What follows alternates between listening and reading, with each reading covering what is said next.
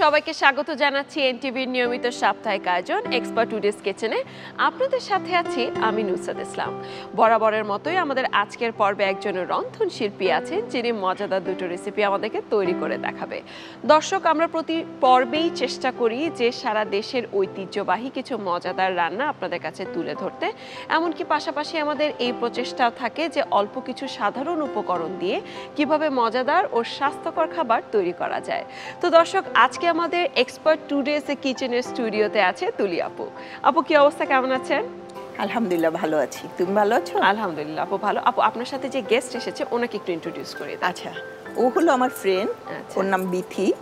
ও আমার বেশ অনেক বছরের 12-13 বছরের ফ্রেন্ড আর কি, মানে অনেক লং ফ্রেন্ডশিপ আপনাদের। হ্যাঁ, লং টাইম ফ্রেন্ডশিপ। তো বিথি আপু কি করছেন এখন? আমি বিজনেস করছি, আমার ট্রাভেল এজেন্সি আছে।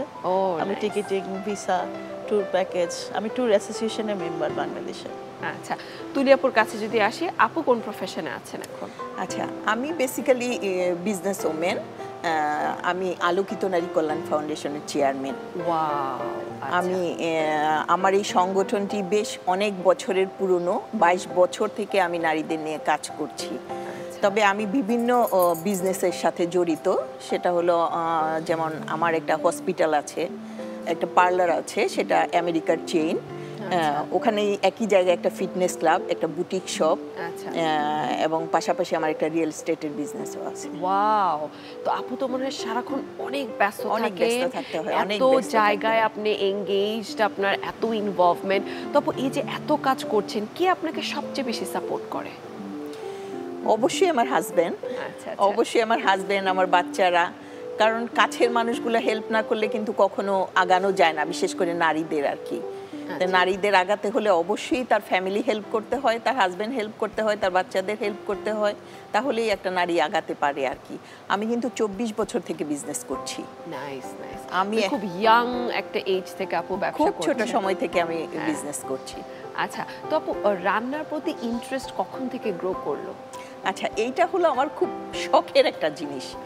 আমি আসলে বিজনেস করি, অবশ্যই আমি অনেক ব্যস্ত থাকি। দেখা যায় যে আমি যত রাতেই বাসায় যাই না কেন, আমার প্রিয় খাবারগুলো, আমার হাজব্যান্ডের প্রিয় খাবার, আমার বাচ্চাদের প্রিয় খাবারগুলো আমি বানানোর চেষ্টা করি।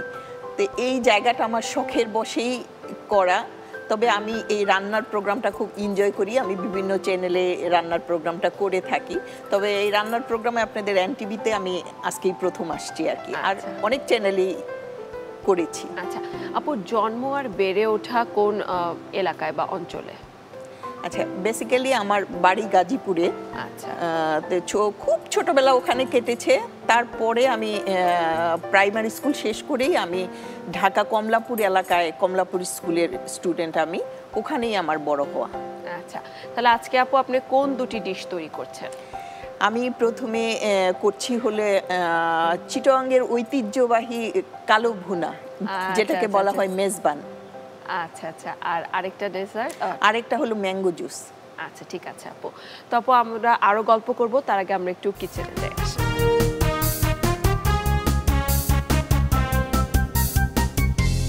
তুলি আপু, আমরা প্রথমে কোন ডিশটা তৈরি করছি? প্রথমে আমরা কালো ভুনাটা করব। আচ্ছা দর্শক, কালো ভুনা তৈরি করতে কি কি উপকরণ লাগছে চলুন দেখে আসি। রেসিপি গরুর কালা ভুনা। উপকরণ: গরুর মাংস 1 কেজি, টক দই 2 টেবিল চামচ, আদা বাটা 2 চা চামচ, রসুন বাটা 2 চা চামচ, হলুদ গুঁড়া 2 চা চামচ, মরিচ গুঁড়া 2 টেবিল চামচ, মাওয়া 1 টেবিল চামচ, বাদাম বাটা 2 চা চামচ, কালা ভুনার মশলা 2 চা চামচ, জিরার বাটা 2 চা চামচ, লবণ স্বাদ মতো, কাঁচামরিচ কুচি পরিমাণ মতো, তেল পরিমাণ মতো, পানি পরিমাণ মতো, পেঁয়াজ কুচি 3 টেবিল চামচ, এলাচ 2 থেকে 3টি, লবঙ্গ 3 থেকে 4টি, দারুচিনি 1 টুকরো, তেজপাতা 1টি, পেঁয়াজ বেরেস্তা পরিমাণ মতো। দেখে নিলেন উপকরণগুলো, এখন আমরা মূল রান্নায় চলে যাচ্ছি। আপু, তাহলে আমরা শুরু করি। আচ্ছা, প্রথমে আমরা 1 কেজি গরুর মাংস নিব, সেটা চর্বিযুক্ত হতে হবে, চর্বিওয়ালা। আমরা গরুর মাংসটাকে ভালো করে ধুয়ে নিয়েছি। এটাকে আমরা এখন আমি ঢেলে দিচ্ছি টক দই, তারপরে আমি দিচ্ছি আদা বাটা, দিচ্ছি রসুন বাটা,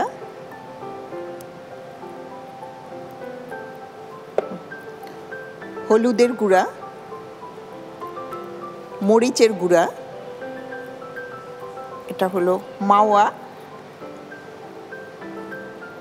আর এটা দিচ্ছি আমি বাদাম বাটা। এখন দিচ্ছি আমি কালো ভুনার মশলা,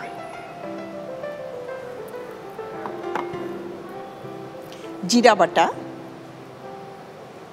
আপু এই কালা ভুনার মশলাটা কি আপনার বাসায় বানানো নাকি? কালা ভুনার মশলাটা এটা আসলে রাঁধুনি কালা ভুনার মশলা, মানে আমরা মার্কেট থেকে কিনে বাজারে খুব ভালো পাওয়া যায়।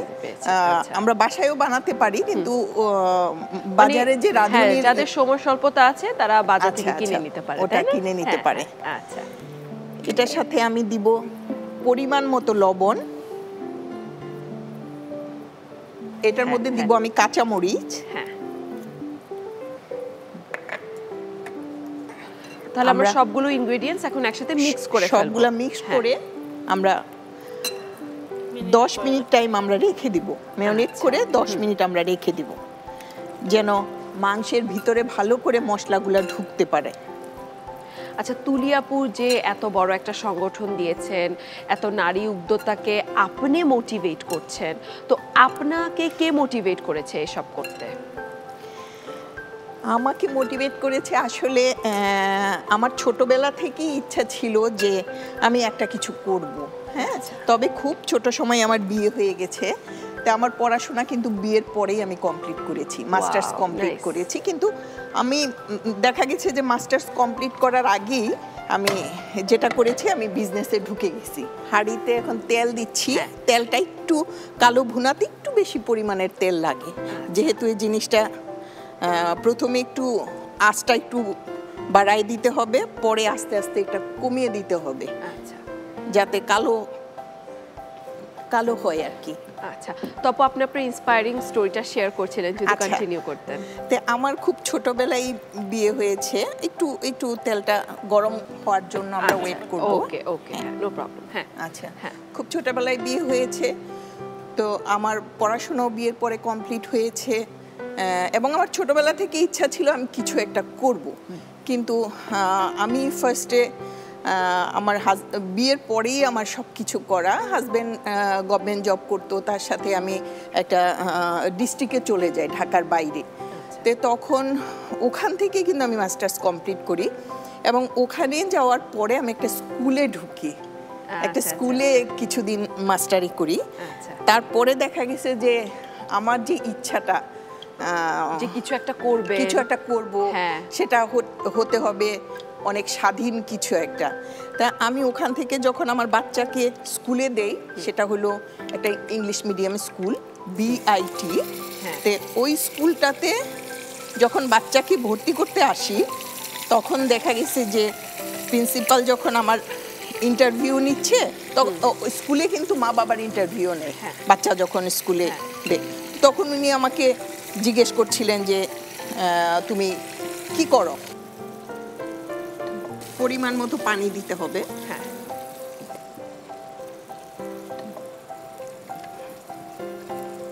এখন এটার চুলোর আগুনটা একটু বাড়িয়ে দিতে হবে। আস্তে আস্তে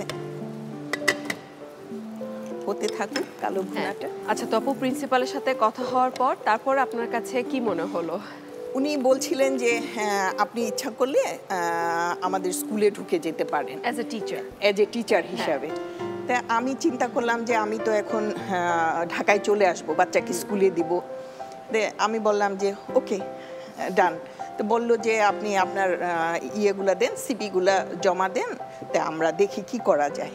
তো তখন দিলাম, ওখানে আমি টিচার হিসাবে ঢুকে গেলাম। আচ্ছা, ওখানে কয় বছর ছিলেন? তো ওখানে ঢুকার পরে যেটা হলো যে আমার বাচ্চারা কিন্তু একদম ছোট ক্লাসে পড়ে, আর আমার হাজবেন্ড কিন্তু ওখানে রয়ে গেছেন সেই ঢাকার বাইরে, হ্যাঁ নরসিংদীতে। তো দেখা গেল যে আমার বাচ্চার ক্লাস এক টাইম, আমার ক্লাস হলো আরেক টাইম। তো এই জায়গাটা আমি কয়েকদিন ক্লাস করার পরে যেহেতু আমার হাজব্যান্ড আমার সাথে নাই, আমি আর পারছিলাম না, কারণ বাচ্চার এক টাইমে ছুটি হয়, বাচ্চা ধরেন এক টাইমে ক্লাসে ঢুকে মিলছিল না কোনোভাবেই, মিলছিল না। তখন আমি জব ছেড়ে দেই, বাচ্চা ওখানে পড়ছে। তো তখন চিন্তা করলাম যে আমি স্বাধীনভাবে কি করতে পারি। তখন 2000 সাল। তো তখন আমি আমার স্কুলের পাশে একটা বাসার নিচে আমি 5,000 টাকা পুঁজি নিয়ে আমি একটা বিজনেস শুরু করি, সেটা হলো বুটিক্সের বিজনেস। জাস্ট আমার জমানো 5,000 টাকা পুঁজি নিয়ে ওখান থেকে কিন্তু আমার বিজনেস শুরু করা, কাজ শুরু করা এখনো আছে। ওটার নাম হলো স্রোতধারা। এইটা নামটা দেওয়ার উদ্দেশ্য হলো তখন আমার ছোট মেয়েটার জন্ম হয়েছে, বড় ছেলেটাকে স্কুলে দিয়েছি, ছোট মেয়েটার নাম হলো স্রোতস্বিনী। ওর নামের সাথে মিল রেখে আমি স্রোতধারা। তাহলে সর্বপ্রথম হচ্ছে আপু বুটিক ব্যবসা দিয়ে শুরু করলাম, একটা বাসার নিচে, জাস্ট একটা আমার স্কুলের পাশে একটা বাসার নিচে।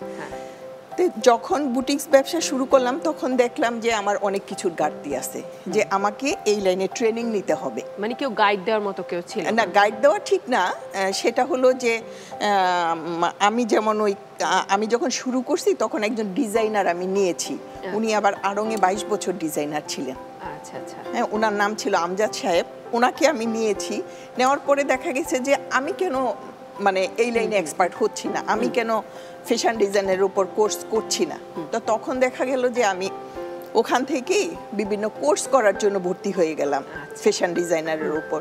তো ওখানে আমার বোন দুলাভাই ছিলেন বিসিক অফিসার, আমি বিসিক থেকে আলাদাভাবে blog, batik, embroidery, fashion designer সমস্ত কোর্সগুলো কমপ্লিট করে তারপরে দেন ঢাকায় আরেকটা অর্গানাইজেশনে ভর্তি হই আমি ফ্যাশন ডিজাইনের উপর কোর্স করার জন্যে। এবং যখন আমি কোর্স করে ব্যবসাটা করছি তখন দেখা গেল যে মানে আমার সহজ হচ্ছে, কাজটা খুব সহজ হচ্ছে। তারপরে ওখান থেকে আমি 2000 থেকে 2015 পর্যন্ত আমি শুধু বুটিক্সের বিজনেস নিয়েছিলাম। আমি 2015-এ আমার ছেলেকে নিয়ে আমেরিকায় যাই, ওখানে ও পড়াশোনা করবে, ওকে দিয়ে আসার জন্য। ওখানে যে আমার পরিচয় হলো একটা অত্যাধুনিক পার্লারের সাথে। আমি তখন চিন্তা করলাম যে আমার বুটিক শপের সাথে পার্লারটা যাচ্ছে সিমিলার, আমি অন্য একটা বিজনেসে যেতে চাচ্ছি। আচ্ছা, তাহলে প্রথমে বুটিক, তারপর একটা পার্লার। তারপর সংগঠন কোন সালে গঠন করলেন? তার মাঝখানে কিন্তু আমি যখন পথ চলছি, একটা নারী যখন পথ চলে তখন কিন্তু প্রচুর প্রতিকূল পরিবেশে তাকে পথ চলতে হয়। আর আমি যখনই বাধার সম্মুখীন হয়েছি, যখনই প্রতিকূল পরিবেশে চলছি, তখনই আমার মনে হয়েছে যে ভবিষ্যতে যে নারীরা কাজ করবে তারা যেন কোনো প্রতিকূল পরিবেশে না যেতে হয়। ওইটা মাথায় রেখে আমি আলোকিত নারী কল্যাণ ফাউন্ডেশন নামে একটা ফাউন্ডেশন করি। সেটা ওই সমাজ কল্যাণ অধিদপ্তর থেকে আমি পারমিশন নিই, কিন্তু পারমিশনটা নিতে যে আমি দেখলাম যে এটা এত ইজি না, অনেক কঠিন। আচ্ছা, বাকি কাহিনীটা শুনবো একটু। আমরা যদি দেখি যে গরুর মাংসটা বোধহয় হয়ে এসেছে, এখন গরুর মাংসটা অর্ধেক হয়েছে, এখন বাকি কিছু আমাকে উপকরণগুলো দিয়ে দেন। সেটা হলো যে আমি যে পেঁয়াজ কুচিগুলো রেখেছিলাম, পেঁয়াজ কুচিগুলো আমি এখন দিব, এবং এটার সাথে আমি গরম মশলাটা দিব। এখন এটার মধ্যে আমি দিব হলো কালো ভুনার মশলাটা, আবার একটু দিব। অর্ধেকটা ফার্স্টে দিয়েছি আর বাকিটা অর্ধেক অবস্থায় দিচ্ছি। তো আমি যদি একটু বিথি আপুর কাছে আসি, বিথি আপুর কেমন লাগে যে তুলি আপু is like so successful and তার এত কমেন্টেবল একটা রোল আছে, সে এত নারীকে মোটিভেট করছে, ইন্সপায়ার করছে, তো আপনার কেমন লাগে? আসলে ডেফিনেটলি প্রাউড ফিল করি। আচ্ছা, এমনি আপনাদের ফ্রেন্ডশিপটা শুরু হলো কিভাবে? আমাদের ফ্রেন্ডশিপটা আসলে অ্যাকচুয়ালি আমি জিমে স্টার্ট করি। আচ্ছা, মানে একই জিম করতে দুজনে? আচ্ছা, জিমটা হলো আমি একই জায়গায় যেখানে পার্লার করেছি, তার পরের বছর 2015-2016-এ আমি একই জায়গায় একটা জিম করি। জিম একটা ফিটনেস ক্লাব আর কি, আচ্ছা। ওখানে যোগা, অ্যারোবিক্স, আচ্ছা, এটা কোথায় করেছেন? এটা পিঙ্ক সিটির উপরে 6 তলায়। আচ্ছা আচ্ছা আচ্ছা। আচ্ছা, ওখানে ও হলো ওই আমার জিমে আচ্ছা। ওখানে যেত হ্যাঁ। যোগা করার জন্য, আর আচ্ছা। দেখা যেত ও আমি একসাথেই যোগা করছিলেন আর কি, তো ওখানে এভাবে করে আর কি দুজনের পরিচয়। হ্যাঁ, আর আসলে তারপরে ওখানে তো বন্ধুত্ব। অনেক ক্লায়েন্ট যেত, কিন্তু হ্যাঁ। সবার সাথে তো আর বন্ধুত্ব হয় না। হ্যাঁ। বন্ধুত্ব আচ্ছা। হয় তখনই যখন মনের সাথে মনের মিল হয় আর কি। আচ্ছা, তারপর আমাদের বিফটা বোধহয় হয়ে এসেছে। হ্যাঁ, আমাদের পানিটা মোটামুটি শুকিয়ে আসছে, আর 20 মিনিট টাইম লাগবে, 20 মিনিট পরে আমরা দেখাবো। আচ্ছা আপু, এর মধ্যে আপনাদেরকে একটু জানিয়ে রাখি, সেটা হচ্ছে যে এক্সপার্ট ডিশ ওয়াশ কিন্তু শুধু পরিষ্কার করে না, জীবাণুমুক্ত করে। দেখা যায় যে আমরা যখন বাসায় পাকঘরে রান্না করছি তখন আমাদের একটা কনসার্ন থাকে হচ্ছে হাইজিন। সেই ক্ষেত্রে কিন্তু এক্সপার্ট ডিশ ওয়াশ হচ্ছে একদম পারফেক্ট সলিউশন, বিকজ এটা হচ্ছে আপনার কিচেনে যে ইউটেন্সিলসগুলো থাকে এগুলোকে একদম জীবাণুমুক্ত করে তোলে। আচ্ছা আচ্ছা আচ্ছা আপু, দেখি যে আমাদের গরু মাংসের কি অবস্থা। হ্যাঁ, আমাদের গরু মাংস অলমোস্ট হয়ে গেছে। হ্যাঁ। কালার সুন্দর আসছে হ্যাঁ, এবং হ্যাঁ, হ্যাঁ। বেশ কালো হয়ে গেছে। আচ্ছা, তাহলে আমরা এখন একটা সার্ভিং হ্যাঁ। ডিশে নিয়ে নিই আপু। আমরা হ্যাঁ, এখন আচ্ছা হ্যাঁ। পরিবেশন করতে পারি। এমনি আপু, আপনার সংগঠনে এখন কতজন নারী উদ্যোক্তা আছে? আমার সংগঠনে কিন্তু পুরা বাংলাদেশই আমার সংগঠনটা আছে, হ্যাঁ। কিন্তু দেখা গেছে যে 2 বছর থেকে এটা দেশের বাইরেও এটার ব্রাঞ্চ হয়েছে। এটা আমরা এখন পরিবেশন করার আগে আমরা যে বেরেস্তাটা ভেজে নিয়েছি এটা আমরা উপরে দিয়ে দিব। আচ্ছা, গ্রেট। টেস্টও ভালো আসে, দেখতে সুন্দর। সুন্দর লাগে। তৈরি হয়ে গেল আমাদের চিটাগাঙ্গের কালো ভুনা। আপু, আপনাকে অসংখ্য ধন্যবাদ এত মজাদার একটা ডিশ তৈরি করে দেখানোর জন্য। দর্শক দেখছিলেন গরুর কালাভুনা কিভাবে রান্না করতে হয়। আপনাদের সুবিধার্থে প্রস্তুত প্রণালীটি আরেকবার দেখে নেওয়া যাক। গরুর কালাভুনা প্রস্তুত প্রণালী। প্রথমে একটি পাত্রে গরুর মাংস নিন, এরপর টক দই, আদা বাটা, রসুন বাটা, হলুদ গুঁড়া, মরিচ গুঁড়া, মাওয়া, বাদাম বাটা, কালাভুনার মশলা, জিরার বাটা, লবণ ও কাঁচা মরিচ দিয়ে ভালোভাবে ম্যারিনেট করুন। সসপ্যানে তেল দিন, এরপর ম্যারিনেট করা গরুর মাংস ও পানি দিয়ে ভালোভাবে কষিয়ে নিন। কষানো হয়ে গেলে পেঁয়াজ কুচি, এলাচ, লবঙ্গ, দারুচিনি, তেজপাতা, কালাভুনার মশলা ও পেঁয়াজ বেরেস্তা দিয়ে ভালোভাবে রান্না করুন। রান্না হয়ে গেলে নামিয়ে সাজিয়ে পরিবেশন করুন মজাদার গরুর কালাভুনা। দর্শক দেখে নিলেন প্রস্তুত প্রণালীটি। এখন আমরা আমাদের পরবর্তী ডিশে চলে যাচ্ছি। তুলি আপু, এখন কি তৈরি করবেন আমাদের জন্য? এখন আমি তৈরি করে দেখাবো ম্যাঙ্গো জুস। আচ্ছা দর্শক, ম্যাঙ্গো জুস তৈরি করতে কি কি উপকরণ লাগছে চলুন দেখে আসি। Recipe mango juice. উপকরণ: আম 3টি, চিনি 3 টেবিল চামচ, লেবুর রস 2 চা চামচ, বিট লবণ 2 চা চামচ, পানি পরিমাণ মতো। দেখে নিলেন উপকরণগুলো। এখন আমরা ম্যাঙ্গো জুস তৈরি করব। তুলি আপু, তাহলে আমরা ম্যাঙ্গো জুসটা তৈরি করে ফেলি। আচ্ছা, ম্যাঙ্গো জুস তৈরি করার জন্য আমি 3টি আম নিয়েছি। এই 3টি আম আমি ছোট ছোট করে কেটে নিয়েছি। আচ্ছা, তাহলে এখন এটা আমরা এটাকে ব্লেন্ডারে আমরা দিয়ে দেই। হ্যাঁ। ব্লেন্ডারে ঢেলে দিব। হ্যাঁ। আর এর সাথে আমি দিব 3 চামচ চিনি, এটা ব্রাউন সুগার। এখন আমি দিব লেবুর রস, 2 চামচ লেবুর রস।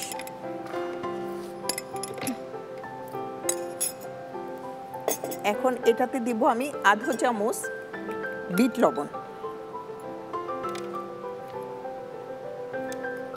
এর সাথে মিশাবো আমি পরিমাণ মতো পানি। এখন এটাকে আমি ব্লেন্ড করে নেব। মানে খুব ঝটপট অল্প কিছু ইনগ্রেডিয়েন্টস দিয়ে হয়ে গেল, তাই না? একদম। ওকে, হ্যাঁ।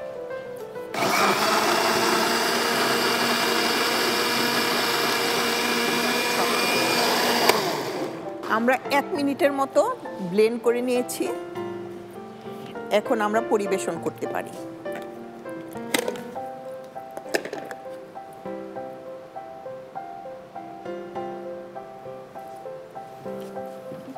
হয়ে গেল আপু আমাদের মজাদার ম্যাঙ্গো জুস। আপু, আপনাকে অসংখ্য ধন্যবাদ এত দ্রুত চমৎকার একটা ম্যাঙ্গো জুস তৈরি করে দেখানোর জন্য। দর্শক দেখছিলেন কত দ্রুত আমরা এত চমৎকার একটা ম্যাঙ্গো জুস তৈরি করেছি। আপনাদের সুবিধার্থে প্রস্তুত প্রণালীটি আরেকবার দেখে নেওয়া যাক। ম্যাঙ্গো জুস প্রস্তুত প্রণালী। প্রথমে ব্লেন্ডারে আম নিন, এরপর চিনি, লেবুর রস, বিট লবণ ও পানি দিয়ে ভালোভাবে ব্লেন্ড করে গ্লাসে ঢেলে পরিবেশন করুন দারুণ স্বাদের ম্যাঙ্গো জুস। দেখে নিলেন প্রস্তুত প্রণালীটি। আশা করি আমাদের দুটো ডিশই আপনাদের কাছে খুবই ভালো লেগেছে এবং আপনারা অবশ্যই এটা বাসায় তৈরি করে দেখবেন। তুলি আপু আর বিথি আপু, আপনাদের দুজনকে অসংখ্য ধন্যবাদ আমাদের এই পর্বে আসার জন্য। তোমাকে অনেক ধন্যবাদ এবং এনটিভিকে অনেক ধন্যবাদ আমাকে ইনভাইট করার জন্য এই প্রোগ্রামে। দর্শক, আমরা চলে এসেছি অনুষ্ঠানের একেবারে শেষে, এবার বিদায় নেওয়ার পালা। তবে পরবর্তী পর্বে আমি আবারও হাজির হয়ে যাব নতুন একজন রন্ধনশিল্পী নিয়ে এবং তৈরি করব মজাদার কিছু ডিশ।